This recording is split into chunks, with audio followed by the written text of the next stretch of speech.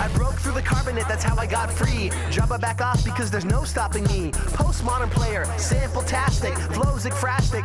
I get drastic, hey, watch the plastic. Yo, I name check and leave you drastic. Welcome to episode 61 of the MacGuffin Podcast. I am Spencer. I'm John. And so this week we're going to be talking about David Fincher in advance of The Social Network coming out. Really looking forward to that. Yep. And also we're going to be talking about Let the Right One in advance of Let Me In. the remake, obviously. Exactly. Kind of a little worrisome for me. So some of us are more enthusiastic than others. We'll let you guess who. And finally, we're going to end this episode with our DVD picks of the week, as you've come to expect. And we also have a special announcement this week Yes. to blow your minds with. Coming in October, all month, the Grand Illusion Cinema, our good friends, as you saw last week, is going to be doing their annual All Monsters Attack Marathon. We're going to be showing all sorts of great monster movies. If you go to grandillusioncinema.org, you get that whole lineup. But what's most important is that on Friday, October 22nd, Spencer and I will be hosting a very special double feature of Big Trouble in Little China and Night of the Creeps. Yep. Which, I mean, come on, that is a sweet Pretty double awesome feature. yeah. So- and there's going to be prizes, there's going to be special snacks, all There's gonna sorts be of fun trivia. trivia. Yeah, we're going to be doing all sorts of fun stuff. Maybe some special film segments, I'm just saying. Ooh, yeah. So, if you love the podcast, if you love great 80s horror schlock movies, then the Grand Illusion Cinema is the place for you on October 22nd Be there. at 7 p.m. We will. Of course. And always, you can check us out anytime you want at MacGuffinPodcast.com. Got all sorts of content there. We're just overflowing with articles and Videos Twitters, and- videos, and phone numbers. We're drowning in this stuff. You could be too. Won't you join us? Drink the Kool-Aid. It's great. Nice. David Fincher.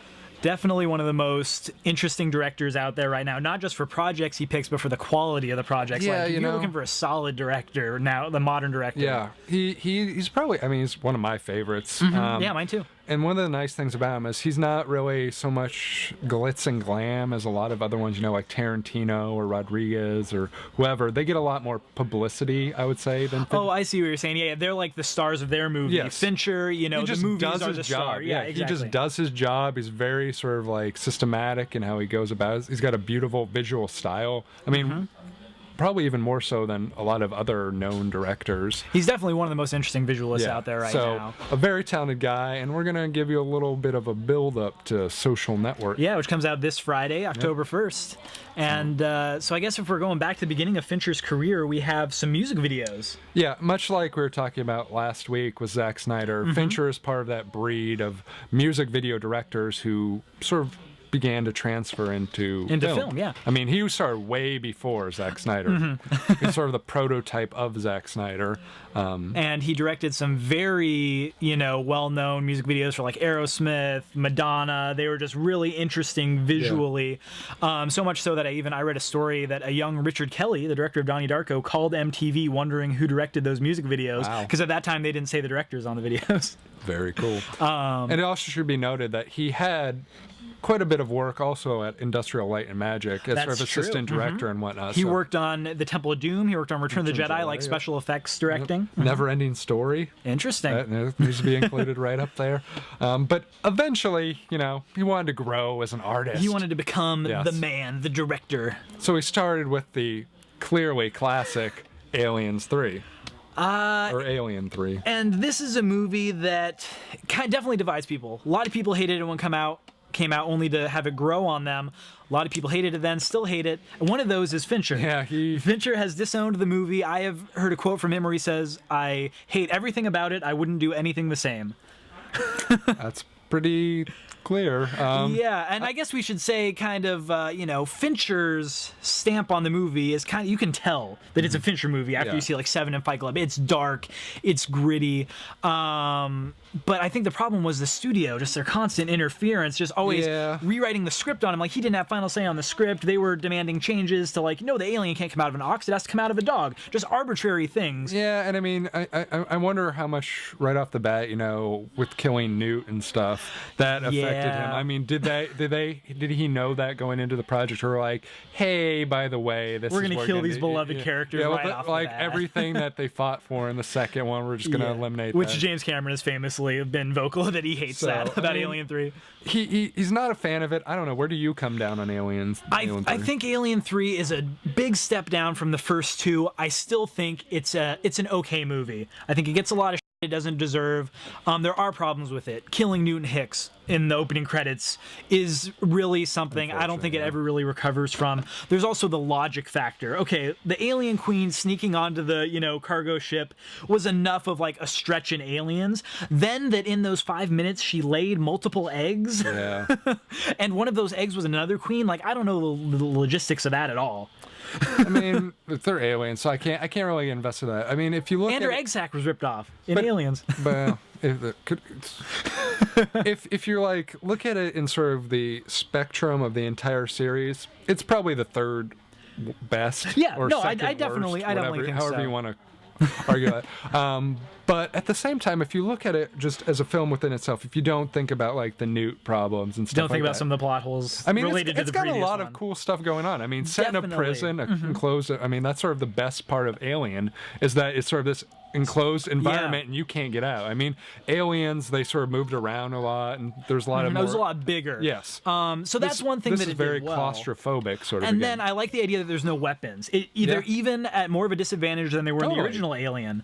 And then the fact that it being she's the only woman on this prison system, you then have she's getting attacked, like she's gonna be raped, like she can't even trust the people who need to be helping her. Nobody believes her when she tells them what it is, and it's got a lot of good stuff going for it. I mean, it's not like a great film. No, it's but definitely solid. I mean, I feel like the Fincher's experience really sort of clouded his views about it in retrospect. I think he might be a little too harsh on it. And one other problem might be with those constant rewrites he was going through.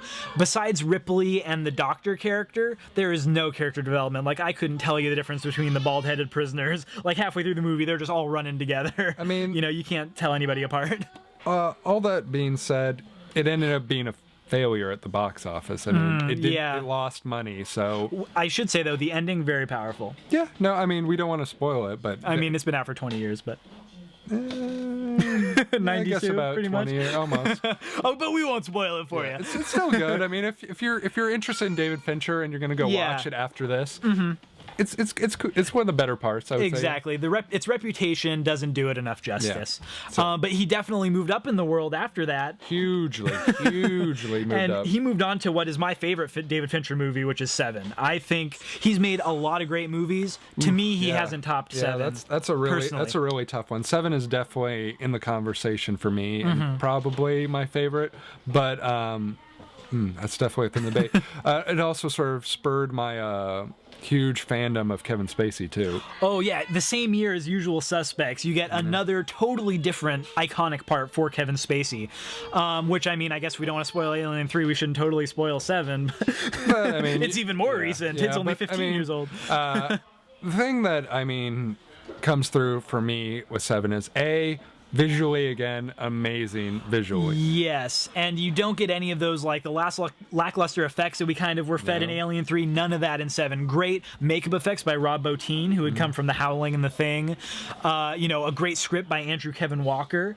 And really solid performances. I think that was the first time that Brad Pitt stepped outside of the new Pretty Boy on the Block mold. I mean, I don't know. Except for maybe, like, his bit part in True Romance a couple years before. I don't remember when did different. California come out. I don't remember. California was right around that time, So, maybe a year before or a year after. But the bottom line is he got an amazing performance from Brad Pitt. And it was a relationship with Fincher that lasted for years through their best projects, I would say. Yeah. And Morgan Freeman, of course, was excellent. So, I mean, great cast, fantastic story, great visually. It was one of those, like, everything coming together kind of projects. And, I mean, understandably so, it made $100 million on a $30 million budget. Hugely successful. Very successful for such a dark movie. Like, that movie got notoriously bad test scores. Like, New Line was afraid of releasing it. They wanted to rejigger the ending, give it a happy ending. But I kind of think that's sort of like an ongoing thing with David Fincher, if you look at his sort of track record. Kind of fighting against the studio, doing something different, but still being successful? Like, initially, like, the early reviews coming back are like, oh no, he's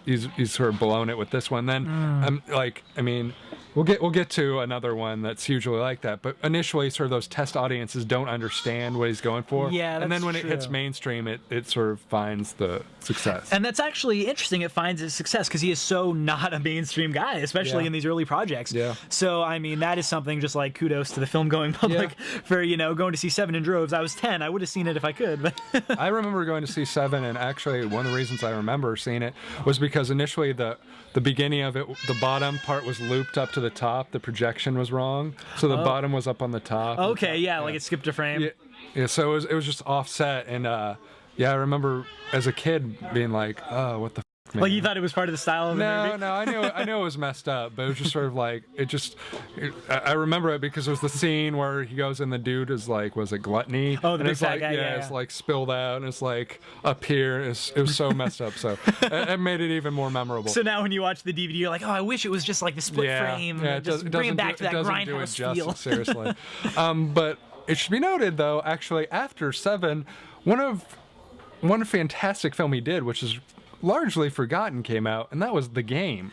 The Game, I think, is definitely a good film. For me, it's not in the top 3 Finchers. Well, I mean, that's a very tough list to get into, but it's a solid film. It's definitely a good film. Really good Michael Douglas performance. A couple years after he was like kind of losing sway, like after Basic Instinct, you kind of didn't see as much Michael Douglas as you did throughout the 80s. Was Sean Penn? Yeah, sort of doing really solid supporting work. And I mean, it's just it's a fun sort of adventure-y kind of film. You don't know what's real, you don't know what's fiction. Exactly. It's like the plot is Michael Douglas is Sean Penn's brother, and for a birthday gift, Sean Penn signs him up for this game where his world's kind of turned upside down. But then Michael Douglas is wondering, like, okay, is this crazy stuff happening really the game, or is my brother trying to kill me and take over the company and stuff like that? So I mean, it's really well. It's a mind trip. Yeah, it's a mind trip. It's really it gives you both sides so that you're not sure what's going on and who's real and who's fake and all that stuff. It's really, really well done, but people just don't even think about it when they think David Fincher. That's true. I mean, it didn't do very well. In the box office. Let's see. It did.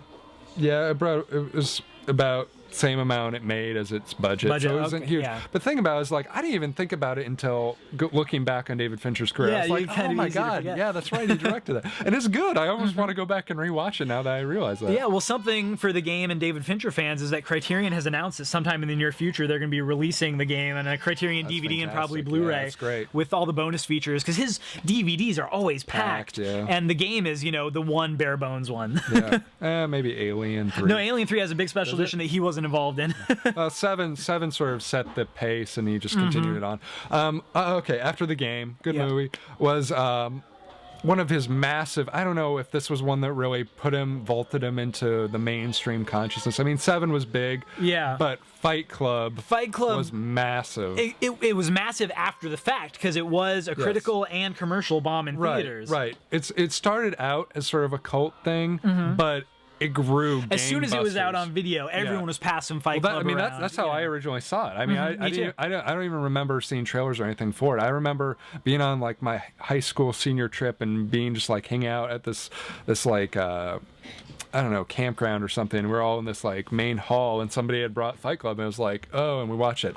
And the funny thing is, initially I didn't really like it, but the more I watched it, I began to appreciate the nuance that was there, and it's amazing. And that's something that actually a lot of people were against Fight Club when it first came out, thinking it was a glorification of violence. They didn't really get the satire of it, thinking that Fincher was being totally serious with this, like, be a man. We have to take down the world. Like, it's a very dark comedy. I don't think Fincher believes in the Tyler Durden mantra at all, and I think that's how a lot of people misread the movie. It's kind of amazing how, but like, I mean, you can talk about Chuck Palahniuk for this too. I mean, whether they believe it or not, like, people have become to associate them with it. I mean, people have created fight clubs, all sorts of crazy stuff like that. And I don't. So it kind of works on, I think, the levels of people who just read it at face value, or the people who kind of read a little bit more into it about what its commentary is on the people who read it at face value. Right. But I mean, also the same thing. Another fantastic performance from Brad Pitt. Yes. Another great performance from Edward Norton. I mean,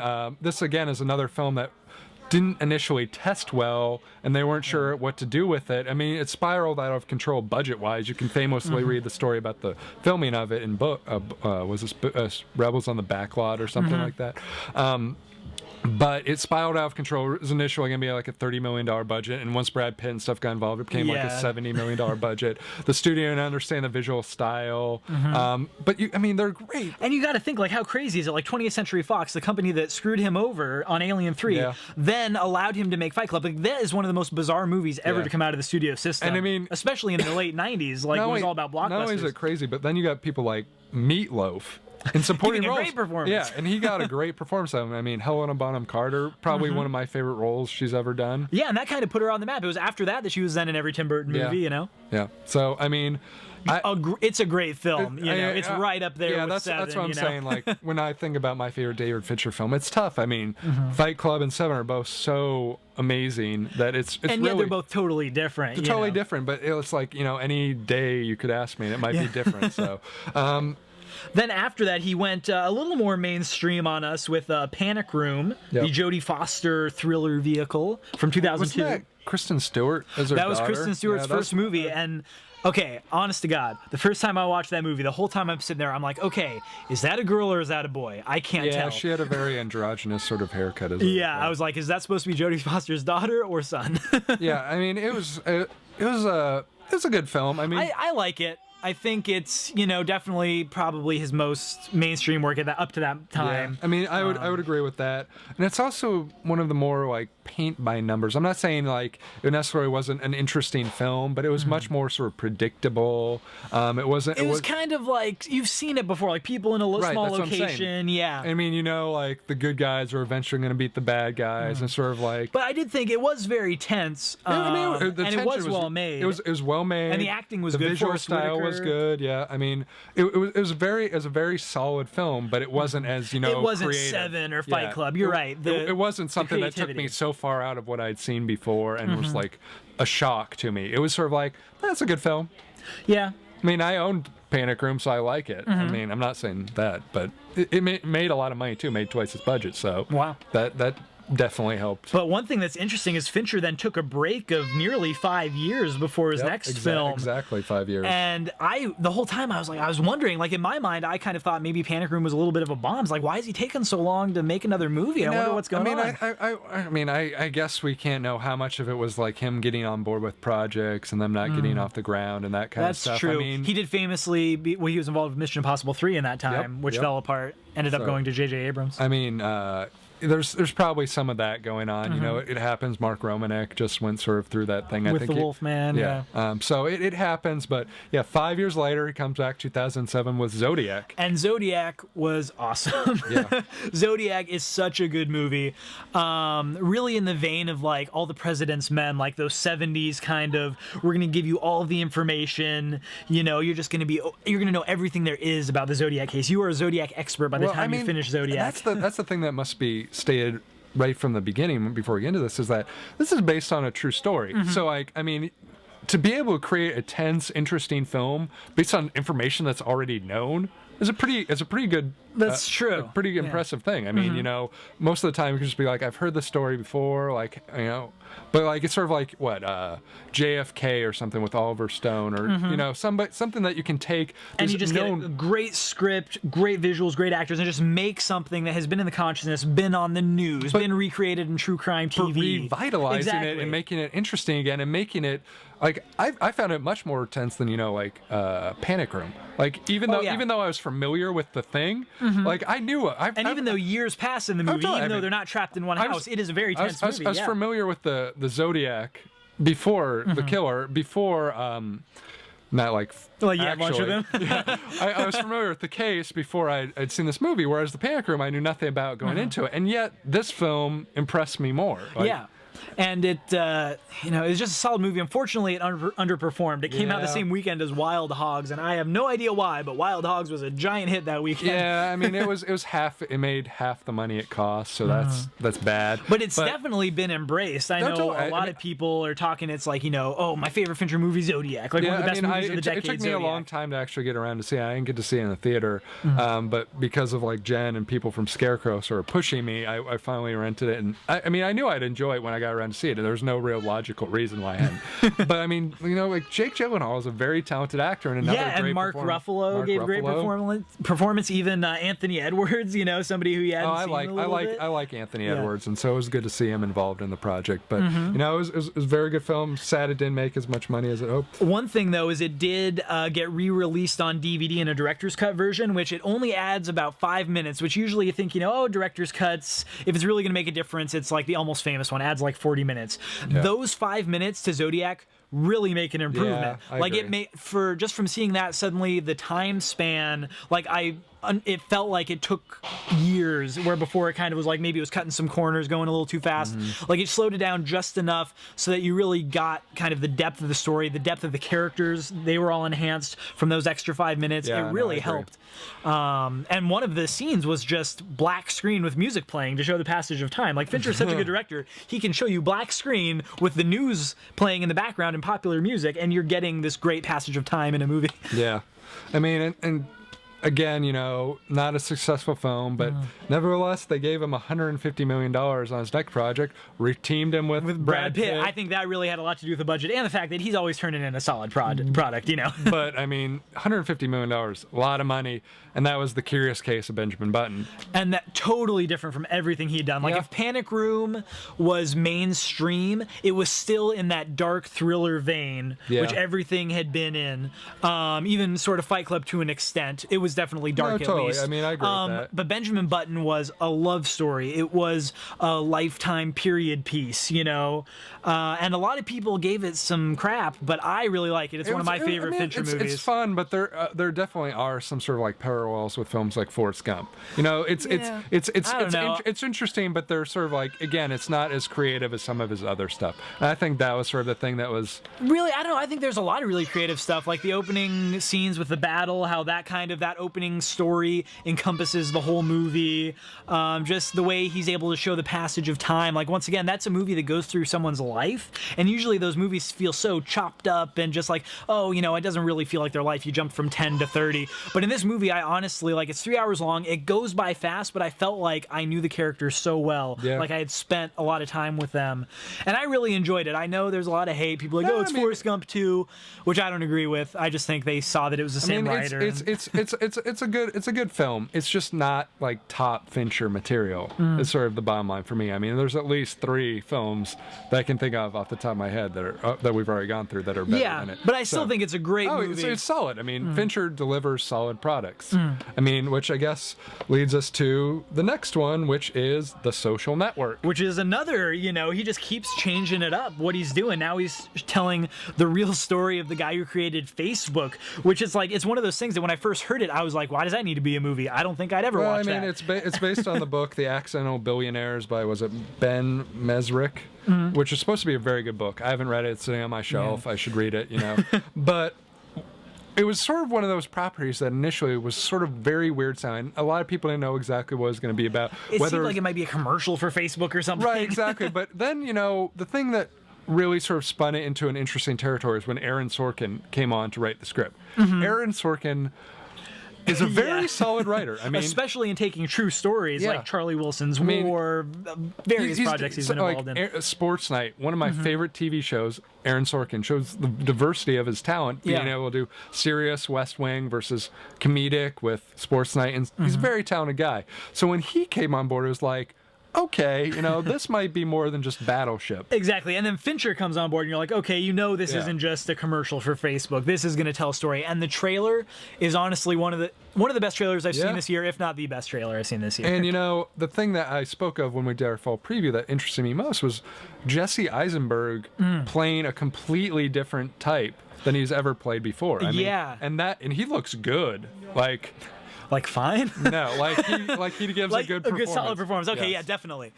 He looks something you've never seen of him before. Totally, yeah. He other people in the cast as well. Like, I forget the guy's name, but the new Spider-Man is going to be in that movie. Andrew Garfield. You're going to get your first glimpse of the new Spider-Man in The Social Network. It's got some interesting people. Justin Timberlake. I think is actually becoming. Yeah, he's a very solid actor. Yeah. He gave a great performance in Hustle and Flow, even, Southland Tales. I know you hate it. I thought he was good in it. He was good in Alpha Dog. That's true, not a great film, but he was good in it. I mean, he's very, very solid actor. So it looks very promising. I'm very excited about it. One of the most interesting looking movies of the fall for sure. I mean, and definitely a big award season contender, much like totally, Benjamin Button was last year. Totally. And I think another thing that should be known is that Trent Reznor is doing the music. Yeah. For it. So I mean, I don't know if you like Nine Inch Nails or not, but I mean, he did the soundtrack to, I believe, Quake, the game Quake, and he's done a lot of video game soundtracks. But I mean, it's Trent Reznor. He's a very talented musician. Like, he does everything. So it seems like everything is lining up for this to be a contender. Yeah. Like, I don't see any weak links just looking at it off the top of my head. There are a few other projects. Should be noted, $50 million budget. I was surprised that it only cost $50 million for The Social Network. Like, in today's modern movie making, that's really not that much. Yeah, I think that's good. I think it shows that, Fincher's not one of those guys like, George Lucas or Spielberg or somebody who always needs over $100 million for their projects. I mean, he's had make budgets a solid all over the movie, map. So for cheap. Then there's Relatively. a couple other projects we'll just briefly mention. Number one, The Goon, based on the comic series.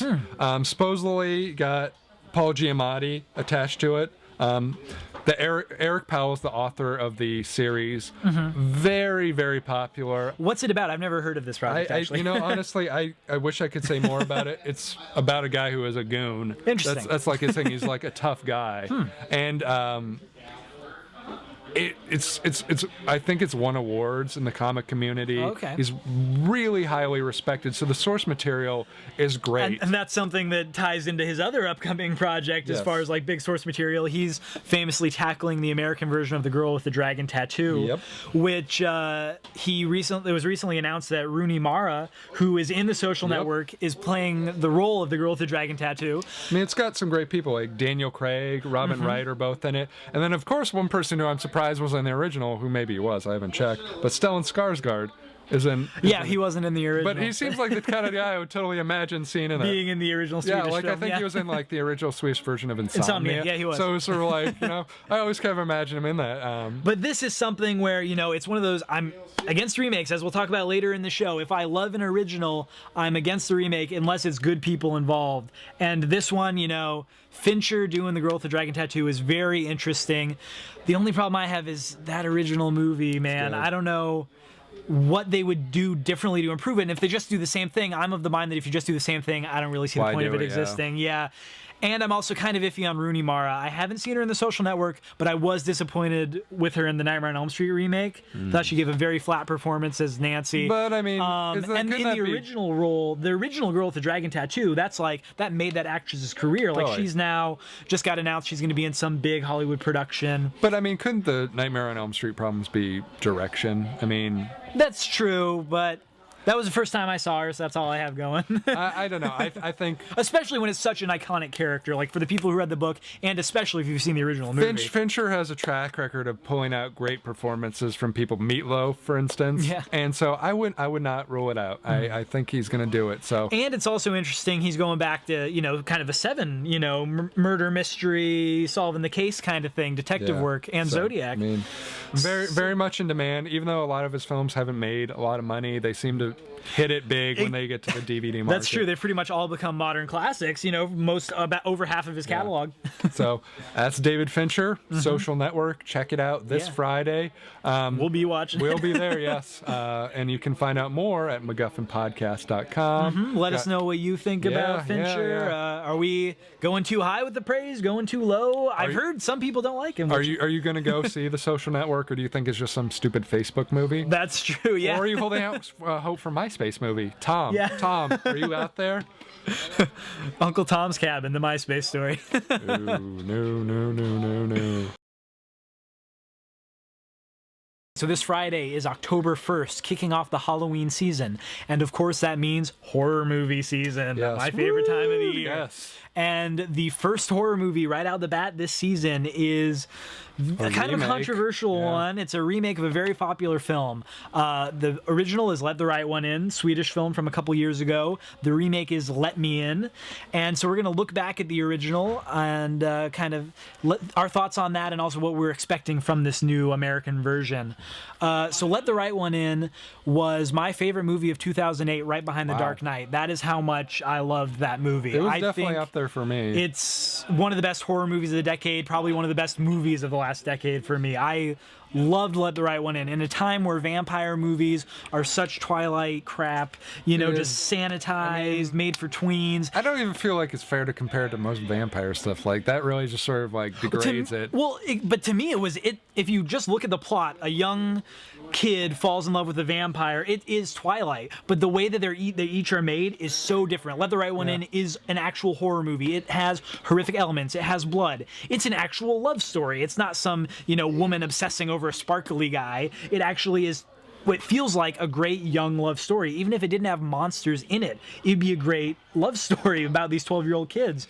I mean, perhaps love story is the proper way to sort of classify it, but I don't even really think of it as a love story. Really, that's something I really got from it. I mean, to me, it's more sort of like just this bond that these two, like, non-vampire and vampire sort of come together. And they just sort of.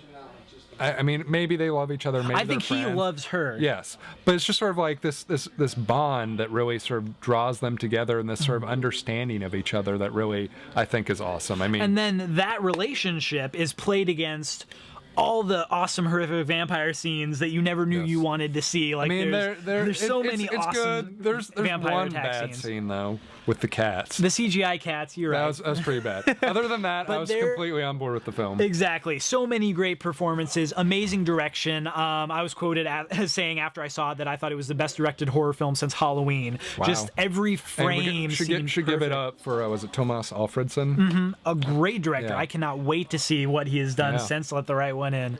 And the performances by the young actors were so good. Like, some of the best I've seen. Kare Hedebrandt And Lena Lee Anderson. Just so good. Like, I mean, there are 50-year-old grown-ups who can't give performances as good as those 12-year-olds gave. And, it's just a movie filled with such great moments. Like, you have just really scary, suspenseful scenes with the vampire. Awesome action with the vampire as well, where she's just laying into people.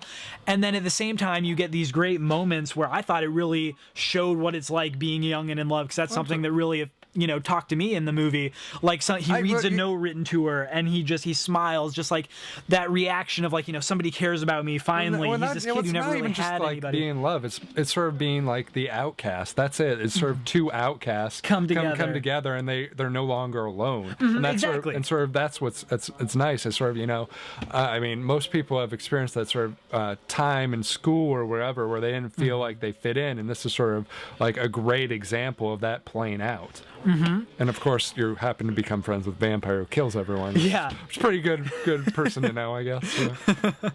But so now, of course, if it's a successful foreign movie, Hollywood's going to be knocking down the door. Lately, Swedish films seem to be a popular choice as of late. And so Hollywood came calling, and this Friday we have Let Me In, which I think is a dumb title compared to the original. I think it changes the dynamic of the kids. Their relationship, Let the Right One In seems more like it's a cautionary thing, maybe speaking to that main kid. Let Me In seems like the vampire demanding, I mean, I'm willing to, I agree generally. Let the Right One In sounds better given what you know about the film. I'm curious to see, how it plays out with this other one. I mean, the changes they made in the movie, how that plays into the title. Well, maybe there's something that makes it a little bit more have traction. I don't know. I mean, it's possible. I agree. Let the Right One is a really good title, though.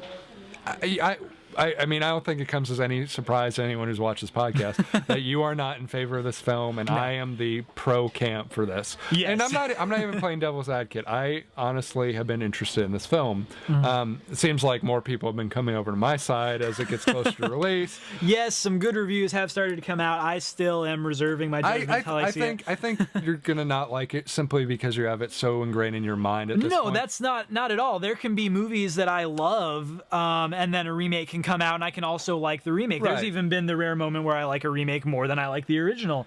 But it's just like one of those a things. film you like.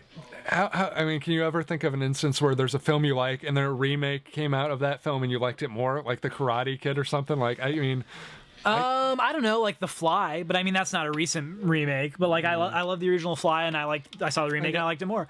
But I don't know. I don't know if liked it more is necessarily the. But there's been modern remakes where I've been like, okay, I liked that. It wasn't as good as the original, but I still thought it was a solid movie. That is something that's happened. Christopher Nolan's Insomnia is a good example of that. I think his Insomnia is a good movie. I just like the original more. So maybe this will be in that camp. I'm kind of reserving my judgment. I mean, it has been made now. I was more of the idea just like, don't make it. You're not going to make it better. That was my thing, is, you're not going to be better than Let the Right One In my mind. Well, the thing that has interested me, and one of sort of the core of why my interest has grown for this film, is that, it sort of took the David Fincher approach to filmmaking. It took a lot of good people and sort of built this good collective around it. Chloe Moritz from Hit Girl. Yeah, Hit Girl and Kick-Ass, star-making turn. Fantastic. Yeah. I mean, it has, Cody Smith-McPhee. Who was great in The Road. So, I mean, and then Matt Reeves, very talented director, not really widely known or widely appreciated, but very solid director. He does a lot with a little, as Cloverfield is a clear example of. I mean, and I was definitely a fan of Cloverfield, so nothing against Matt Reeves. I mean, it's got Michael Giacchino as the composer. Very talented dude there. I mean, and then also in the cast, Richard Jenkins, Elias Koteas. Cara Buono, who I'm a big fan of. I mean, it's got a very talented group of people working. Supposedly, it's even darker than the original, which is a very uncommon thing with a U.S. to remake a true. And one thing I'm wondering though is how true that is, because there was a lot of maybe it's ambiguities about Eli's, the girl vampire's sexuality in the original, about her background with her kind of keeper, her mentor who gets her blood, kind of what that relationship is. And honestly, I haven't seen the movie, but I don't see it going into more detail about those kind of things. I mean, I don't know, but the mere fact that it's supposedly darker, that maybe is so it is more horrific. I can see them amping up the horror aspect of it. I bet that, and the violence probably gets amped up too. But I find it very intriguing. This is one of the few remakes, looking at them from the outside, where I'm like, they might have something that's going to be a solid film. I'm not willing to say it's going to be better than Let the Right One In, but I think if they make a solid film in and of itself, that's cool. I'm all for that. I'm all for solid horror movies. I just wish they weren't remakes of something that came out 2 years ago. But the other thing that we didn't touch on that could be good that comes out of this is Let the Right One In is a great film. People like it, but it's not really hugely wide mainstream. Maybe Let Me In will inspire people to go check out the original, which would be great. That is true. That's kind of the double-edged sword of remakes. People are always like, oh, I can't stand that they're coming out with a remake of this movie, but at least it'll put a special edition of the original out on DVD or Blu-ray. And then this is the same thing. It gets more love and more viewers to the original because they liked the remake. And something else we should say about the Let Me In is that it is the first production from the newly formed Hammer Studio. They, got back together after, I believe, decades of being off the map. The studio that made famous, Christopher Lee and Peter Cushing and their vampire remakes with their Dracula series, and then they also did Frankenstein. They're kind of a company built on remakes and properties based on other existing properties, is now coming back in a big way with this horror movie that's a vampire remake. So, and wasn't it produced by Overture Films or something? I think it was like a co-production. But the thing about that is this is one of their last films, because that company has collapsed. Stars, I believe, has forfeited it and all that stuff. So really? this is going to be one of their last films. So it looks to be interesting. I'm very intrigued to see what happens with it. Let us know what you think. Yeah, exactly. MacGuffinPodcast.com. How are you feeling about Let Me In? After you see it, let us know what you thought. Are you on, was it Team Spencer or Team Team John? Let us know. Show us the shirts. We're printing them right now. You can buy them for $19.99 at your nearest store. And stay tuned. DVD picks coming up. Our favorite time of the week and yours, DVD picks for the week of September 28th. Good stuff coming out. There are so many good things this week. You could spend so much money. It's been a long time. There have been a lot of weeks lately where I've struggled to find the pick, but this is one of the ones that it was like, I pulled up the DVD list and was like, okay, I'm done. Yeah, it's like some of the best movies of summer are coming out. Great TV shows. The final season of Party Down, unfortunately, is coming out Rest on DVD. in peace, yeah. And some old horror classics are also coming out, and these are ones that aren't even our picks. Yeah. So what's your pick for the week, Spencer? My pick of the week is not a small film at all. It's Iron Man 2. Very big film. Coming out in a decked out edition, both in Blu-ray and DVD. I mean, it's got dozens, it seems like. I mean, just looking, it looks like it has dozens of special features. I mean, like featurettes. I don't really know what I have to do to sell you on Iron Man 2. Iron Man was one of the most pleasant surprises I've had going into a film. I didn't know anything about it. I watched the film. Great. Iron Man 2, not as shocking or surprising as Iron Man, but a very solid movie. Yeah, and some great performances. You know, Mickey Rourke was good. Sam Rockwell was amazing. He's hilarious. It was just a very solid film all around. Great action. Really good effects. Yeah, it was. Finally got to see War Machine. Finally got to see some drunk Tony Stark. Yep. And it set up Thor. Set up some of the Avengers. You know, even goes into Iron Man 3. You can see all these tangents could be built into that. Yeah. So you know, it's not a film that's going to break any new ground, but the thing that at the end of the day I appreciate most about it's a fun film. Like, this is entertainment. This is entertaining, and that is what I like to do sometimes when I watch movies. Not every film has to be like a class in like cinema studies or something. Sometimes you just want to have fun. Well, one thing with Iron Man though is they are fun, but they're not dumb fun. They're not Transformers. No, you know, don't get me wrong. They have good characters. They have good plots. I mean, they have Robert very Downey interesting Jr. actors.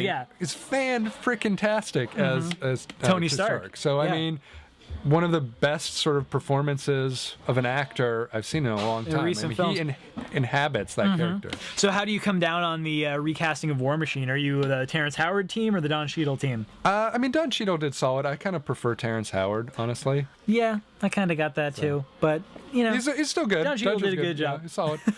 Okay, so that's me. What about you? What'd you got on tap? My pick for this week is another big summer movie that came out this past summer, and that's Get Him to the Greek, the Judd Apatow production of the summer. Yes, we remember you being a fan of it. You know, the spinoff of Forgetting Sarah Marshall takes the Russell Brand rock star character from that and puts him in a story with a Jonah Hill character who is not the Jonah Hill character from Forgetting Sarah Marshall. Yeah, which was confusing initially with the trailer. Exactly. Once you get into the movie, though, it's fine. The characters that Jonah Hill plays are so different in the movies. And I thought he actually shows a very interesting side of himself. I thought he grew as a performer in Get Him to the Greek. And it's also a lot different, where Forgetting Sarah Marshall was kind of a nice romantic comedy about like the solid character development and stuff like that. Get Him to the Greek is just like a madcap, like dash of a movie. I mean, Russell Brand is a great actor. Jonah Hill's a lot of fun. You know, it just looked like a fun film, and I will be checking it out when it comes out. You didn't watch it? No. What? You didn't see it in theaters? You Judd Apatow man? You don't watch Get Him to the Greek in theaters? You know, initially I wasn't sure what to think of it. I wasn't sure if it was just going to be like just more Forgetting Sarah Marshall. I didn't know if I could really appreciate all the snow. Did you not like Forgetting Sarah Marshall? I did, but I didn't know if like that character would be interesting enough to carry a film. So I was interested, but it wasn't one of those ones I was like, oh, I'm going to buy that opening day kind of thing. And I think a lot of stuff was coming out at the same time, so it sort of got... Yeah, it unfortunately, you know, wasn't one of the big Apatow hits that he had been used to in previous years. But it's definitely a solid film, and I don't know, a lot of really good laughs. I don't know. You should check it out. I will. Okay. Yeah. And that's my DVD pick of the week. Let us know what you thought of this week. You know, let us know what things were crazy for not mentioning in this jam-packed week of DVD and Blu-ray releases. MacGuffinPodcast.com is where you can throw that out. And I guess we have a little bit of another announcement to throw out here really quick. You might remember back a few months ago, Spencer and I made a short film, A Visitor in the Night, a little horror movie, which I directed and Spencer produced. That movie will be playing as part of the Big Bear Horror Film Festival down in Big Bear Lake, California. Sort of outside of LA. So if you're in the LA area, yeah, you should go check it out. It's going to be on Saturday, October 16th. It's going to be playing around 2:30 p.m. If you go to BigBearHorrorFilmFest.com, you can find out all that info. Awesome. Check it out. And we will see you next time here on the MacGuffin Podcast. Later. T-1000 can't stop me. I'm on fire tonight. Magneto can't stop me. I'm on fire tonight. Even Zod can't stop me. I'm on fire tonight. It's tight. Don't even try to bite the side of style. Mr. Spock can't stop me. I'm on fire tonight. The Wrath of Khan can't stop me. I'm on fire tonight. The Borg can't stop me. I'm on fire tonight. Because I've got space game and it feels alright.